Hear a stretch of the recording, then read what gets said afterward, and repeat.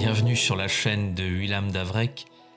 Il y a presque 9 ans de cela, je sortais ma première vidéo qui racontait la vie de Sainte Thérèse de l'Enfant Jésus. C'était le 15 septembre 2015.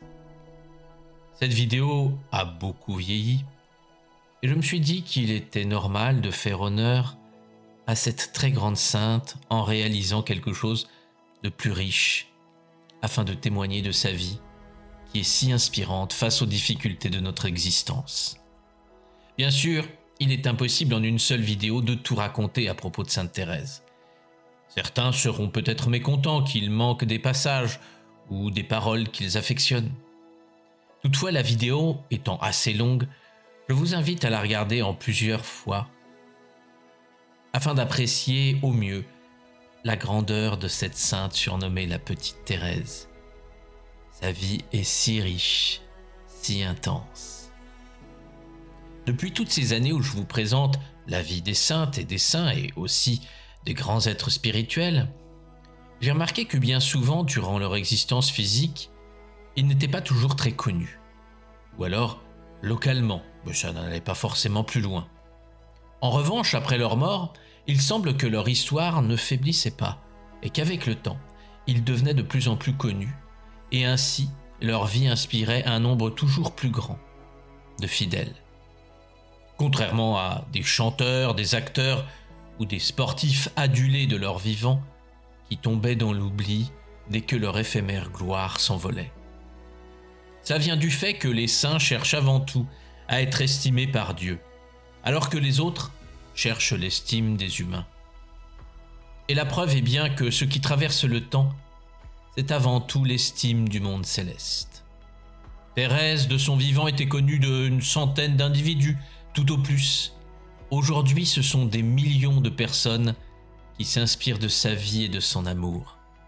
C'est là encore une des leçons que nous a laissées Sainte Thérèse. Peut-être serons-nous applaudis par les plus grands de ce monde, peut-être nous aura-t-on décerné des titres ronflants et des médailles brillantes, mais au final, si le monde céleste nous désapprouve, alors tout cela sera vain et nous serons oubliés. Alors que les saints et les grands êtres spirituels seront peut-être impopulaires et même désapprouvés par les plus célèbres des humains, mais Dieu les reconnaîtra et leur vie si intense et magnifique résonnera au travers de l'éternité.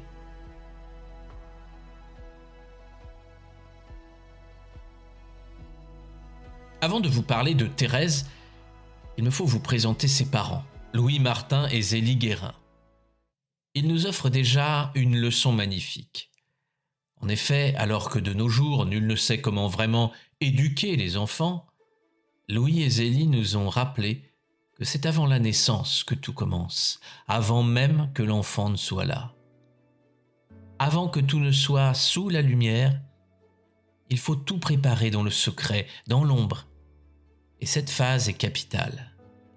C'est une des raisons pour lesquelles dans la Genèse, quand Dieu crée, il dit « Il y eut un soir et il y eut un matin ». Avant de se connaître, Louis et Zélie voulaient chacun de leur côté devenir religieux. Leur foi en Dieu était grande. Louis voulut entrer au monastère du grand Saint Bernard, mais sa candidature fut refusée car il ignorait le latin. Quant à Zélie Guérin, elle souhaitait devenir religieuse à l'Hôtel-Dieu d'Alençon, mais la supérieure ne fut pas d'accord. Par la suite, Louis devint bijoutier à Alençon en Normandie, dans le nord-ouest de la France. Et Zélie s'installa comme fabricante de points d'Alençon. Alors, pour rappel, le point d'Alençon, c'est une technique rare de production de dentelle à l'aiguille qui est pratiquée, comme son nom l'indique, dans la ville d'Alençon. Ils connurent une période de célibat, relativement longue pour l'époque. Ils avaient fini par croire que le mariage ne leur était pas destiné. Mais un beau jour d'avril 1958, Zélie traverse la Sarthe sur le pont Saint-Léonard. Elle voit un homme qui, dans un premier temps, l'impressionne. Elle entend alors une voix dans sa tête qui lui dit « Voilà celui qui t'est destiné ». Louis et Zélie engagent une conversation improvisée. et courtoise. Ils se découvrent de nombreux points communs et à la surprise de tous, à peine 3 mois plus tard, ils vont se marier. Dans leur désir de perfection, les époux garderont une chasteté absolue, prolongeant celle de leur célibat. Mais après 9 mois environ, leur confesseur les dissuada de prendre ce chemin. « Si vous vous êtes mariés, ce n'est pas pour être chaste, leur dit-il. » Fervents chrétiens, Zélie et Louis assistent chaque matin à la messe de 5h30. Ils pratiquent le jeûne et la prière en famille, respectent scrupuleusement le repos du dimanche. Ils savent également mettre en pratique leurs convictions. Ils visitent les vieillards seuls, les malades, les mourants. Lorsque l'occasion se présente, ils accueillent un vagabond à leur table. Ils font les démarches pour le faire accepter à l'hospice d'Alençon. Zélie avait un grand sens de la justice. Par exemple, ayant appris qu'un enfant était maltraité par des nourrices, elle avait tout fait pour le délivrer de ses tortionnaires, allant jusque devant les tribunaux. De leur union naîtront 5 filles et 4 garçons. Mais malheureusement, les 4 mourront en bas âge, provoquant, comme vous l'imaginez, une terrible douleur. Car Zélie disait « J'aime les enfants, à la folie. J'étais né pour en avoir. » À la naissance de Thérèse, Zélie a 42 ans. Et elle porte déjà en elle le début d'un cancer au sein dont elle mourra 4 ans plus tard. Elle restera vaillante jusqu'à la fin, sans aucun repliement sur elle-même. Pour Louis, la mort de Zélie est une souffrance immense. Afin que les enfants se rapprochent du reste de la famille, Louis va acheter une maison à Lisieux. Il vend donc son commerce d'horlogerie à Alençon et accepte que sa vie soit complètement changée avec une grande sérénité. Il abandonne ses projets et ses désirs pour ceux du Seigneur qui s'expriment par ces événements. À un ami, il écrit « Ta lettre m'a fait d'autant plus plaisir que je ne vis guère que de souvenirs. Ces souvenirs de toute ma vie sont si doux que malgré les épreuves traversées, il est des moments où le cœur surabonde de joie. Il est veuf à 54 ans et reste seul avec 5 filles à élever. C'est un père attentif, proche de ses enfants, soucieux de leur éducation humaine et religieuse. Il cherche à les comprendre en vue de répondre à leurs besoins. Il s'adapte au tempérament de chacune et sait créer un climat favorable au dialogue et aux échanges. Pour Thérèse, il est le modèle qui inspire sa relation à Dieu le Père. Elle donnait d'instinct à Dieu le nom de Papa. Toutes ses filles exprimeront le désir d'entrer dans les ordres et Louis les accompagne et les soutient dans leur vocation, alors que pour lui, ce sera un grand sacrifice. Les années vont passer, déjà 3 de ses filles sont religieuses, et voici que sa chère petite Thérèse va annoncer à son père qu'elle veut entrer au Carmel, alors qu'elle n'a que 15 ans. À travers mes larmes, je lui confiais mon désir d'entrer au Carmel. Alors ses larmes vinrent se mêler aux miennes, mais il ne dit pas un mot pour me détourner de ma vocation, se contentant simplement de me faire remarquer que j'étais encore bien jeune pour prendre une détermination aussi grave. Nous continuâmes longtemps notre promenade. Papa semblait jouir de cette joie tranquille que donne le sacrifice accompli. Il me parla comme un saint. Au lendemain de son entrée au Carmel, il écrira « Thérèse, ma petite reine est rentrée hier au Carmel. Dieu seul peut exiger un tel sacrifice. Mais il m'aide si puissamment qu'au milieu de mes larmes, mon cœur surabonde de joie. » Après le sacrifice de sa femme et de ses 5 enfants, Louis est atteint d'artériosclérose cérébrale et sa santé se dégrade rapidement. Il est placé dans l'asile du Bon Sauveur. Il est comme un enfant qui réclame continuelle assistance. Il y reste quelques années. Puis il retourne enfin chez lui et sa fille Céline sera auprès de lui jusqu'à la fin. À ce sujet, Thérèse dira « Il a bu à la plus amère des coupes en attendant d'avoir la récompense du fidèle serviteur. » j'ai voulu mettre en avant ce couple extraordinaire qu'étaient Louis et Zélie Martin, car ils sont des modèles à suivre. Malgré les difficultés de la vie, ils ne se sont jamais plaints. Ils ont tout donné pour leurs enfants, mais pas seulement le matériel, mais surtout des valeurs spirituelles qui manquent tant dans notre société actuelle. Ils n'étaient pas que de belles paroles et beaux discours, mais des exemples incarnant les qualités qu'ils prônaient. Ils joueront un rôle très important dans la vie de Thérèse. Louis et Zélie Martin ont été canonisés le 18 octobre 2015 à Rome. Thérèse Martin est née le 2 janvier 1873 à Alençon. Elle est la toute dernière de la famille. Rapidement baptisée, 2 jours plus tard, ses premières années de vie sont très heureuses, entourée de ses parents et de ses sœurs. Elle est joyeuse et fait le bonheur de ses proches. Dès son plus jeune âge, Thérèse montre des signes de maturité spirituelle. Elle exprime un vif désir de plaire à Dieu et de le servir. À 3 ans, elle aurait supplié son père de lui permettre d'entrer au Carmel, bien qu'elle ne comprenne pas complètement la signification de cette demande à cet âge. Comme nous l'avons vu précédemment, sa mère est atteinte d'un cancer du sein et meurt alors que Thérèse n'a que 4 ans. C'est un choc pour cette petite fille qui apprend très jeune ce qu'est la souffrance et la séparation. Auprès de sa sœur Pauline, Thérèse vient trouver le réconfort. Elle la considère désormais comme sa petite mère. Mais la perte de sa maman la marque profondément. Elle est désormais beaucoup plus sérieuse et sensible. La famille Martin va quitter la ville d'Alençon pour s'installer à Lisieux dans une maison nommée Les Buissonnets. À 8 ans, Thérèse entre comme demi-pensionnaire à l'abbaye des Bénédictines de la ville. Mais elle a beaucoup de mal à s'adapter. Les 5 années qu'elle y passe lui ont semblé les plus tristes de sa vie. Certaines grandes filles de sa classe la persécutent parce qu'elle a de bonnes notes. Le 2 octobre 1882, sa sœur Pauline, que Thérèse considérait comme sa seconde mère, entre au Carmel, où elle deviendra Agnès de Jésus. Pour Thérèse, cette séparation est à nouveau une épreuve très difficile.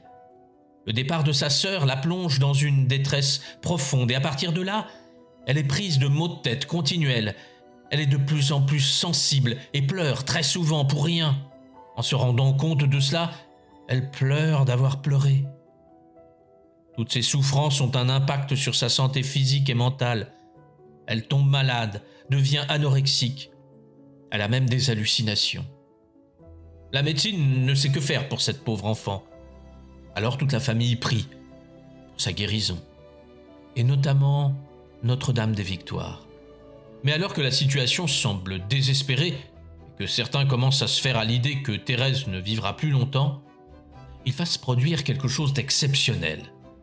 Le 13 mai 1883, jour de la Pentecôte, ses sœurs Marie, Léonie et Céline sont auprès de Thérèse qui est dans son lit et souffre en silence.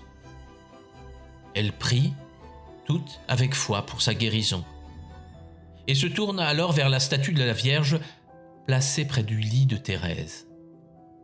Thérèse prie, elle aussi. Elle sent alors une douce chaleur se répandre dans tout son corps. Pendant un bref instant, elle voit la Vierge Marie qui lui sourit. Thérèse est touchée profondément et l'amour qu'elle ressent est tellement intense. Elle est alors instantanément et définitivement guérie. Toute la famille Martin va être bouleversée par ce miracle. Le 8 mai 1884, Thérèse fait sa première communion et le même jour, sa sœur Pauline fait profession au Carmel. C'est un très grand jour pour Thérèse, car pour elle, communier avec Jésus est une telle joie. Voilà ce qu'elle dira à propos de ce jour si mémorable. « Ah, qu'il fut doux le premier baiser de Jésus à mon âme. Ce fut un baiser d'amour. Je me sentais aimé. Et je disais aussi, je vous aime. Je me donne à vous pour toujours. » Le départ au Carmel de sa sœur Marie la déstabilise à nouveau. Comment ne pas comprendre la pauvre Thérèse? Elle pleure très souvent, parfois pour pas grand-chose, et demeure hypersensible. Mais Thérèse ne veut pas rester ainsi. Elle prie de tout son être pour devenir plus forte. Et ses prières seront entendues. En 1886, Thérèse a 13 ans. Le soir de Noël, après la messe de minuit, elle place ses souliers devant la cheminée pour qu'on y dépose ses cadeaux. Son père, qui la juge trop grande pour un tel enfantillage, dit à une de ses sœurs d'un ton exaspéré « Oh, heureusement que c'est la dernière année !» Thérèse, non loin de là, entend cette phrase et commence à pleurer. Elle monte l'escalier pour retirer son chapeau. Devant son état, sa sœur, Céline, lui conseille de ne pas descendre et de rester dans sa chambre. Thérèse se met alors à prier. Et soudain, elle ressent une force l'envahir. Une puissance divine la soutient et la porte. Elle ne se reconnaît pas, comme si elle avait été transformée, comme si son hypersensibilité s'était évaporée. Avec cette nouvelle force, elle descend assurément les escaliers et va ouvrir ses cadeaux en riant et s'émerveillant de ce moment. Toute la famille est très étonnée de la voir ainsi. Petite pleureuse qu'elle était, elle se sent désormais aguerrie et calme. En cette nuit où Jésus se fit faible et souffrant pour mon amour, il me rendit forte et courageuse.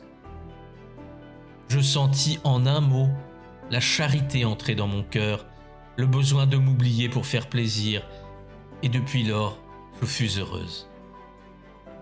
Cette grâce lui a ouvert le cœur, elle veut sauver les pécheurs comme Jésus l'a fait sur la croix.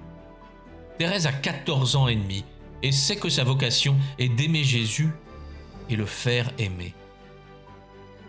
En 1887, entendant parler d'un assassin nommé Henri Pranzini, qui a tué 3 femmes à Paris, elle prie et se sacrifie pour lui, voulant à tout prix l'arracher à l'enfer. Il est jugé, condamné à être guillotiné. Pourtant, il refuse tout secours proposé par les prêtres venus le visiter. Mais au moment de mourir, il embrasse le crucifix. En apprenant la nouvelle, Thérèse pleure de joie. Exaucée, elle le nomme son premier enfant.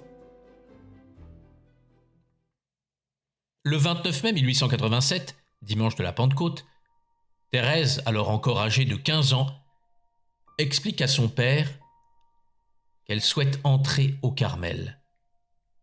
Comme nous l'avons vu en début de vidéo, son père va lui donner sa bénédiction, même si pour lui, c'est une terrible douleur que de voir s'en aller pour toujours celle qu'il appelait « ma petite reine ».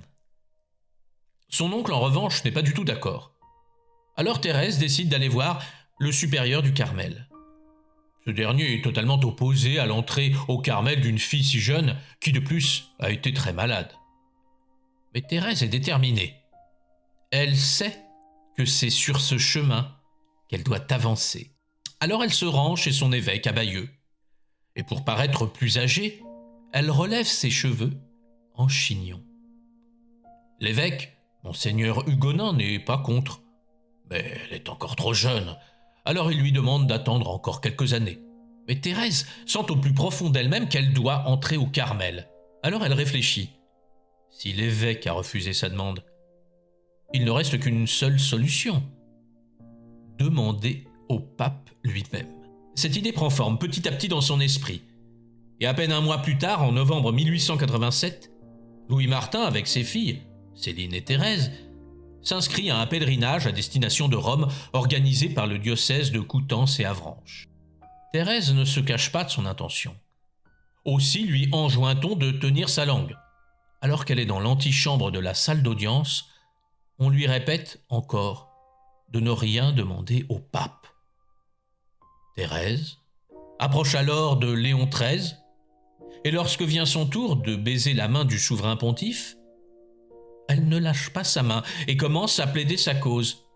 Les gardes suisses s'approchent afin d'intervenir, mais le pape leur fait signe de laisser Thérèse tranquille, et il écoute ce qu'elle lui demande.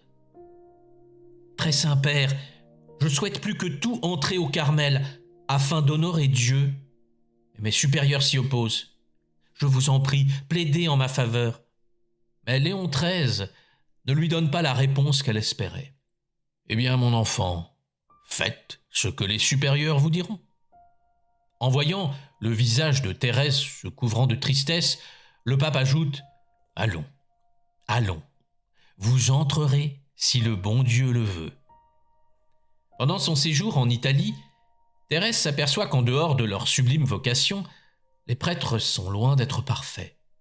Elle saisit qu'il faut beaucoup prier pour eux, car ce sont des hommes faibles et fragiles. Thérèse comprend que sa vocation n'est pas seulement de prier pour la conversion des grands pécheurs, mais aussi de prier pour les prêtres. Quand Thérèse est de retour à Lisieux, elle est très surprise. Le 28 décembre lui parvient l'autorisation de l'évêque de Bayeux. Contre toute attente et malgré son jeune âge, elle va finalement pouvoir entrer au Carmel. La date est fixée au 9 avril 1888. Le jour arrive et Louis Martin conduit sa petite reine au Carmel. Ce n'est pas sans une grande émotion que Thérèse quitte son père, ses sœurs, sa maison. Afin que vous puissiez imaginer l'intensité de la foi de Sainte Thérèse, je ne peux résister au plaisir de vous lire un passage de son autobiographie, L'histoire d'une âme. Je sentis mon cœur battre avec une telle violence qu'il me sembla impossible d'avancer lorsqu'on vint nous faire signe de venir à la porte conventuelle. J'avançais, cependant, tout en me demandant si je n'allais pas mourir par la force des battements de mon cœur. Ah, quel moment que celui-là! Il faut y avoir passé pour savoir ce qu'il est. La cérémonie de cette prise d'habit a lieu le 10 janvier suivant. Et ce jour-là, Thérèse eut la surprise de voir qu'une neige abondante recouvrait les lieux. Rien n'y manquait, rien, pas même la neige. Je ne sais pas si déjà je vous ai parlé de mon amour pour la neige. Toute petite, sa blancheur me ravissait. Un des plus grands plaisirs était de me promener sous les flocons neigeux. D'où me venait ce goût pour la neige? Peut-être de ce qu'étant une petite fleur d'hiver, la première parure dont mes yeux d'enfant virent la nature, embellie, dut être son blanc manteau. Enfin, j'avais toujours désiré que le jour de ma prise d'habit, la nature fût comme moi parée de blanc. La veille de ce beau jour, je regardais tristement le ciel gris, d'où s'échappait de temps en temps une pluie fine, et la température était si douce que je n'espérais plus la neige. Comme évoqué en début de vidéo, son père fut très affecté par cette séparation, mais il mit tout en œuvre pour que Thérèse puisse suivre sa vocation. Il fut là, présent le jour de la cérémonie de la prise d'habit. Voilà ce que Thérèse dit à ce sujet. « La fête fut ravissante, et la plus belle, la plus ravissante fleur, c'était mon roi chéri. Jamais il n'avait été plus beau, plus digne. Il fit l'admiration de tout le monde. Ce jour fut son triomphe, sa dernière fête ici-bas. Il avait donné tous ses enfants au bon Dieu. Car Céline, lui ayant confié sa vocation, il avait pleuré de joie et était allé avec elle remercier celui qui lui faisait l'honneur de prendre tous ses enfants. Après avoir embrassé une dernière fois mon roi chéri, je rentrai dans la clôture. La première chose que j'aperçus sous le cloître fut mon petit Jésus rose, me souriant au milieu des fleurs et des lumières, et puis aussitôt mon regard se porta sur des flocons de neige. Le préau était blanc, comme moi. Quelle délicatesse de Jésus! Prévenant les désirs de sa petite fiancée, il lui donnait de la neige. C'est que la neige de ma prise d'habit leur parut un petit miracle et que toute la ville s'en étonna. On trouva que j'avais un drôle de goût d'aimer la neige. Eh bien, tant mieux. Ça fit encore ressortir davantage l'incompréhensible condescendance de l'époux des vierges, de celui qui chérit les lys blancs comme neige. La vie au Carmel est très austère, même pour l'époque. Les religieuses n'ont pas le droit de manger de viande de septembre à Pâques. Elles ne font qu'un seul repas par jour. Entre l'heure du lever, 4 heures du matin, et celle du coucher, elles doivent passer la plus grande partie de la journée dans un silence absolu. Peu de temps après sa prise d'habit, son père, atteint d'une maladie dégénérative du cerveau, a une crise particulièrement grave. Il doit être interné le 12 février 1889 à l'asile du Bon Sauveur à Caen, où il restera 3 ans. Thérèse est très affectée par cette nouvelle. Vous pouvez bien sûr imaginer tout ce qui lui traverse l'esprit. Elle plonge alors dans le silence et la prière, contemplant longuement la Sainte Face. Elle souhaite par-dessus tout devenir une grande sainte. Alors elle pratique la charité envers ses sœurs. Sa vie de prière puise sa source à la lecture de l'Évangile qu'elle porte toujours sur elle. Thérèse prononce ses vœux définitifs le 8 septembre 1890, qui pour rappel est le jour de naissance de la Vierge Marie.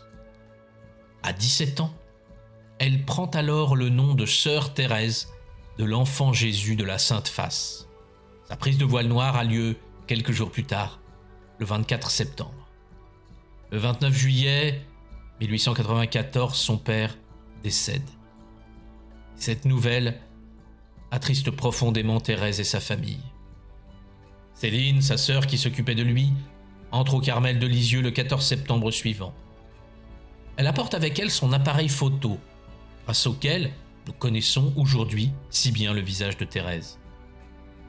En décembre 1894, Mère Agnès de Jésus ordonne à Thérèse d'écrire ses souvenirs d'enfance sur une suggestion de Sœur Marie du Sacré-Cœur. Ça peut sembler anecdotique, mais c'est en fait quelque chose de capital, car c'est là que Thérèse va découvrir ce qu'elle va nommer la petite voix. Beaucoup ont mal interprété cette idée en pensant qu'il fallait être misérable, se laisser faire, n'avoir aucune ambition. En fait, ce que Thérèse disait, c'est qu'il faut se montrer petit, mais pour que Dieu soit grand en nous. Et plus nous sommes petits, plus Dieu peut être grand en nous, et plus nous manifestons de choses exceptionnelles. Comme elle le disait, reconnaître son néant, attendre tout du bon Dieu, comme un petit enfant attend tout de son père, c'est ne s'inquiéter de rien. Être petit, c'est encore ne point s'attribuer à soi-même les vertus qu'on pratique, se croyant capable de quelque chose, mais reconnaître que le bon Dieu pose ce trésor de la vertu dans la main de son petit enfant pour qu'il s'en serve quand il en a besoin. Évidemment, ces paroles sont à des années-lumière de notre société actuelle où la majorité badigeonne les réseaux sociaux de leurs moindres faits et gestes, avec l'espoir de devenir célèbre et d'être admiré. Toutefois, même si nous nous trompons ou nous égarons, ne perdons pas espoir. Car Thérèse disait aussi à propos de la petite voix, « Enfin, c'est ne point se décourager de ses fautes, car les enfants tombent souvent, mais ils sont trop petits pour se faire beaucoup de mal. » La spiritualité de Thérèse mariait humilité et haute ambition. Car oui, elle était ambitieuse, et il n'y a rien de mal à ça. Mais vu qu'elle laissait toute sa place à Dieu, son ambition était de devenir sainte et de sauver des âmes. En septembre 1896, Thérèse ressent que sa belle vocation ne lui suffit plus. Elle éprouve durant sa prière l'appel de grands désirs, être prophète, docteur de l'Église, missionnaire, martyr. Ses souffrances vont disparaître lorsqu'elle va enfin trouver sa vocation en lisant un passage de saint Paul sur la charité. Alors tout s'éclaire pour elle. Et elle peut écrire « Ô Jésus, mon amour, ma vocation, enfin je l'ai trouvée. Ma vocation, c'est l'amour. Je serai l'amour. Ainsi je serai tout. Ainsi mon rêve sera réalisé. » Voilà encore une belle déclaration que l'on retrouve dans sa biographie Histoire d'une âme. Je veux chercher le moyen d'aller au ciel par une petite voie, bien droite, bien courte, une petite voie toute nouvelle. Nous sommes dans un siècle d'invention. Maintenant, ce n'est plus la peine de gravir les marches d'un escalier. Chez les riches, un ascenseur le remplace avantageusement. Moi, je voudrais aussi trouver un ascenseur pour m'élever jusqu'à Jésus, car je suis trop petite pour monter le rude escalier de la perfection. Alors, j'ai recherché dans des livres saints l'indication de l'ascenseur, objet de mon désir, et j'ai lu ces mots sortis de la bouche de la sagesse éternelle. Si quelqu'un est tout petit, qu'il vienne à moi. » Alors je suis venu, devinant que j'avais trouvé ce que je cherchais et voulant savoir, ô mon Dieu, ce que vous feriez au tout petit qui répondrait à votre appel.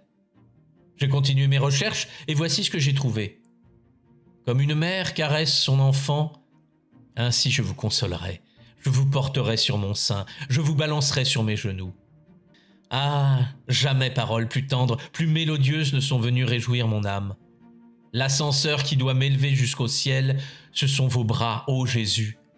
Pour cela, je n'ai pas besoin de grandir. Au contraire, il faut que je reste petite, que je le devienne de plus en plus. Ô mon Dieu, vous avez dépassé mon attente et moi, je veux chanter vos miséricordes. De plus en plus hantée par le souci des pécheurs qui ne connaissaient pas cet amour miséricordieux, Thérèse subit des privations difficiles afin d'aider le plus grand nombre. Mais son corps s'affaiblit et en 1896, elle est prise d'un accès de toux incoercible, suivi d'une grave hémorragie. Le médecin rend son diagnostic. C'est une tuberculose aiguë et il pense que les jours de Thérèse sont désormais comptés. Thérèse subit alors de grands tourments. Elle se sent plongée dans une noirceur qui l'attaque et l'incite à tout abandonner. Une sorte de nuit épaisse où sa foi et son espérance sont mises à rude épreuve. Peut-être à vous aussi est-il arrivé d'entendre ces voix qui veulent vous éloigner du chemin lumineux qui mène à Dieu. Elles hurlent à vos oreilles afin de vous décourager. Thérèse, pourquoi continuer ainsi? À quoi te servent toutes ces souffrances? Tu fais des efforts, mais quel résultat cela a-t-il vraiment donné? Tu cries sur tous les toits que tu es toute petite. À force de faire ainsi, qu'es-tu devenue? Rien. Et oui, Thérèse, tu n'es rien du tout. Tu vas ainsi retourner dans le néant, car il n'y a rien après la mort. Tu vas tomber dans une abîme sans fin. Les autres sœurs qui la veillent comprennent que Thérèse vit une épreuve très difficile. Et avec cette tuberculose qui la ronge, aura-t-elle assez de force pour triompher? Certaines paroles montrent l'intensité de ses souffrances. Je ne crois plus à la mort. Pour moi, je ne crois plus qu'à la souffrance. Alors qu'on la pense arriver au terme de sa vie et que son visage marqué exprime la douleur de sa longue agonie, elle veut dire quelque chose. Mais elle est prise d'une quinte de toux pleine de sang. Mère Agnès, à son chevet, pense que Thérèse va supplier que tout ceci se termine. Mais à sa grande surprise, un sourire apparaît sur le visage de Thérèse. Comment peut-elle encore sourire après tous ces tourments? Comment est-ce possible? Malgré la noirceur dans laquelle elle fut plongée, malgré les souffrances innommables, Thérèse sourit, car elle sait que tout ceci a un sens et que ce n'est pas vain. Elle sait ce qui va se produire après la mort. Rien n'a pu l'égarer, aucune voix. Elle est restée si petite devant ses afflictions que Dieu a pris toute la place et a vaincu le mal. Alors bien que toujours faible, elle s'adresse à Mère Agnès en souriant et lui dit « Je sens que je vais entrer dans le repos, mais je sens surtout que ma mission va commencer. Ma mission de faire aimer le bon Dieu comme je l'aime, de donner ma petite voix aux âmes. Si le bon Dieu exauce mes désirs, mon ciel se passera sur la terre jusqu'à la fin du monde. Oui, je veux passer mon ciel à faire du bien sur la terre. » Elle regarde alors le crucifix qu'elle tient dans ses mains et dit « Mon Dieu, je vous aime. » Après avoir prononcé ces paroles, elle tombe doucement en arrière, la tête penchée, à droite. Son visage avait repris le teint de lys qu'il avait en pleine santé. Ses yeux étaient fixés en haut, brillants de paix et de joie. Elle faisait certains beaux mouvements de tête et elle rendit le dernier soupir. Après sa mort, elle conserva un céleste sourire et le crucifix très fort serré dans ses mains. Thérèse fut inhumée le lundi 4 octobre 1897.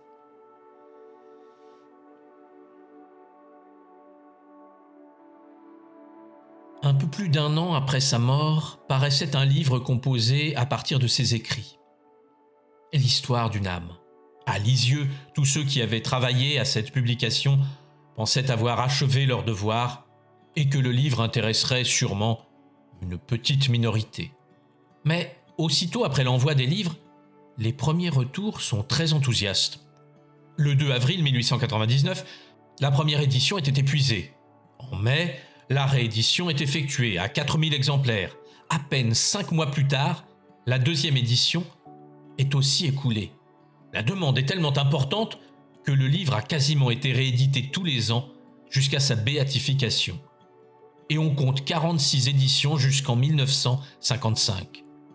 Le succès ne faiblira jamais. Ce livre a été traduit en plus de 50 langues, et même s'il est difficile de donner un chiffre exact, il y a eu des dizaines de millions d'exemplaires vendus tout autour du monde, et certains annoncent même un chiffre de 500 millions d'exemplaires. Mais il n'est pas possible de parler de Sainte Thérèse sans parler des phénomènes extraordinaires et innombrables qui se sont produits après sa mort. Commençons par son exhumation pour la transférer du cimetière de Lisieux au monastère du Carmel, qui eut lieu le 26 mars 1923. Lisieux n'avait encore jamais connu d'animation semblable. En effet, depuis la veille, les trains déversent sans relâche sur le quai de la gare des voyageurs provenant de toute la France, mais aussi d'autres pays. Il règne une atmosphère de foi et de piété. Sur la tombe, les fossoyeurs sont à l'œuvre. Depuis l'aurore, pour dégager le caveau, en vue de l'exhumation.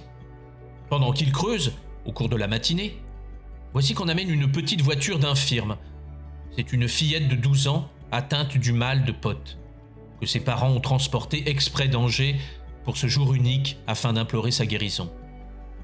Alors pour rappel, le mal de Pott, c'est une forme extrapulmonaire de tuberculose qui correspond à l'atteinte des vertèbres par la tuberculose. La petite fille entre dans l'enclos, portée dans les bras de sa marraine. En voyant cela, les ouvriers interrompent leurs tâches. Alors, cette femme s'approche de la fosse. Elle y couche sa filleule, que seulement 30 centimètres de terre séparent encore du cercueil. Et elle prie, avec une ferveur touchante. Et là, c'est la stupeur. Au bout de quelques minutes, le pauvre petit corps, tout replié sur lui-même, se détend. Et l'enfant, qui depuis bien des mois ne pouvait plus marcher, fait à nouveau ses premiers pas. Mais ce ne sont pas les seules surprises de la journée. Alors que les ouvriers continuent de creuser, ils atteignent les dalles et commencent à les desceller. Soudain, un coup de ciseau creuse une fissure dans la pierre. Un fossoyeur se redresse. Il demande « Quelqu'un de vous porte-t-il sur lui des parfums ?» L'entourage répond par la négative. Bientôt, la suave odeur monte, plus forte. Les ouvriers, agents de police, gendarmes la constatent. Les effluves intermittentes sont indéniables.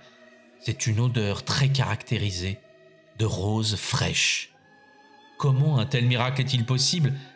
Nul ne peut l'expliquer. Il y eut aussi de très nombreuses guérisons obtenues par son intermédiaire. Car si l'on se fonde sur des paroles prononcées à la fin de sa vie qui ont été rapportées par ses sœurs, Thérèse aurait dit « Après ma mort, je ferai tomber une pluie de roses.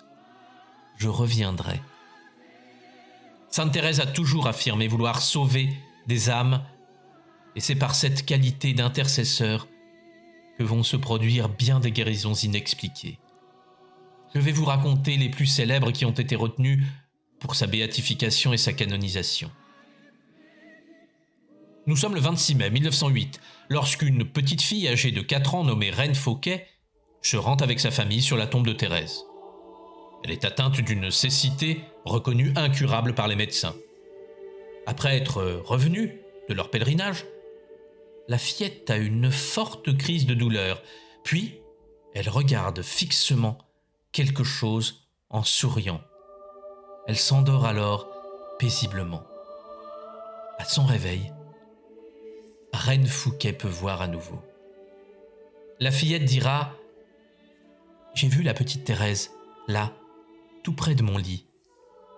Elle m'a pris la main.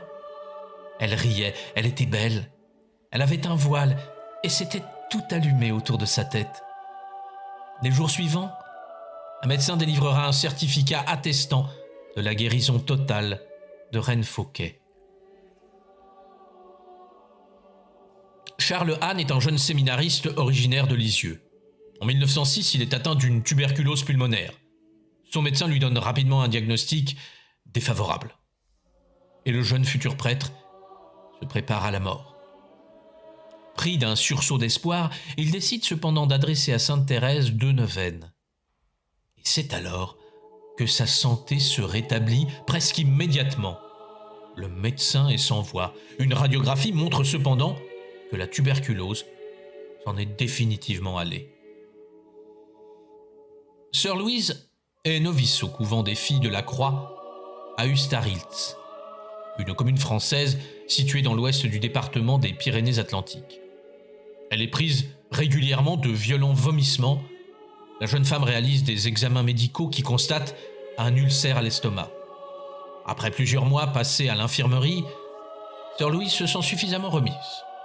Mais les douleurs reprennent presque aussitôt. Dans un état d'épuisement extrêmement avancé, la religieuse se voit administrer les derniers sacrements. Impossible alors d'avaler quoi que ce soit, fût-ce de l'eau. La sœur rejette presque immédiatement la moindre gorgée ou bouchée. Très inquiète, la communauté se tourne vers Thérèse de Lisieux en la suppliant d'intervenir. Sœur Louise n'est pas en reste et s'unit à cet effort de prière. J'aimais beaucoup cette petite sainte, qui daigna même au cours de cette neuvaine me faire sentir sa présence, raconte-t-elle. J'eus en effet l'impression très douce de sa main se posant sur ma tête comme pour me rassurer.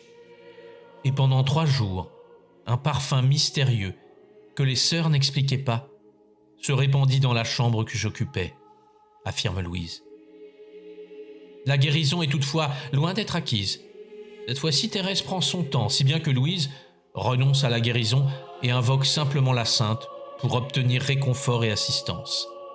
Puis, une nuit de septembre, la petite Thérèse apparaît à la pauvre sœur toute souffrante. « Soyez généreuse. Bientôt vous guérirez. Je vous le promets. » Le lendemain matin, les sœurs découvrent tout autour du lit de Louise des pétales de rose.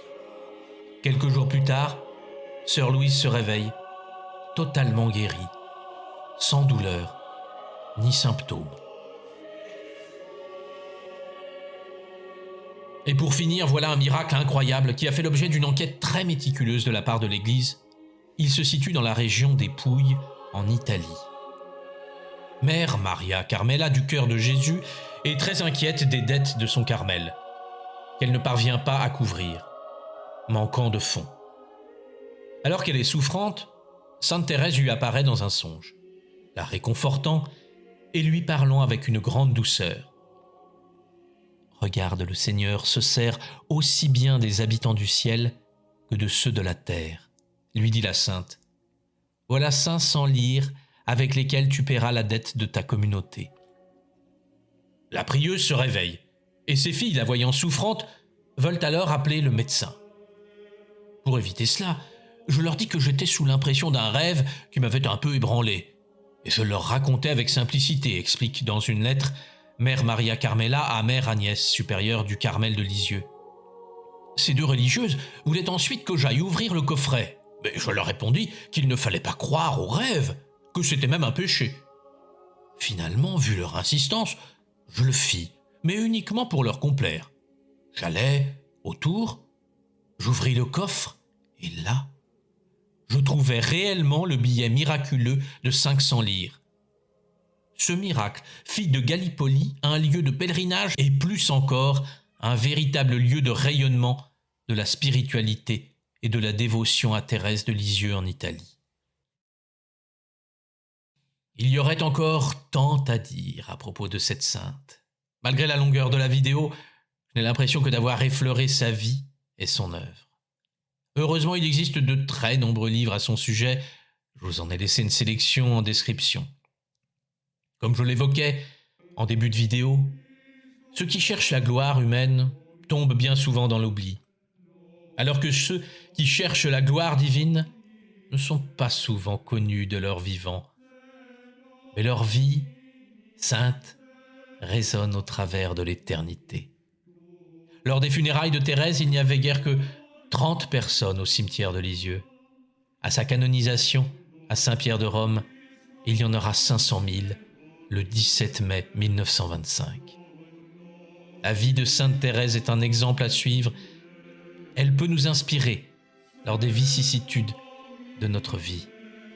Elle qui a tant souffert et qui a su malgré tout garder espoir et sourire face aux difficultés et aux obstacles.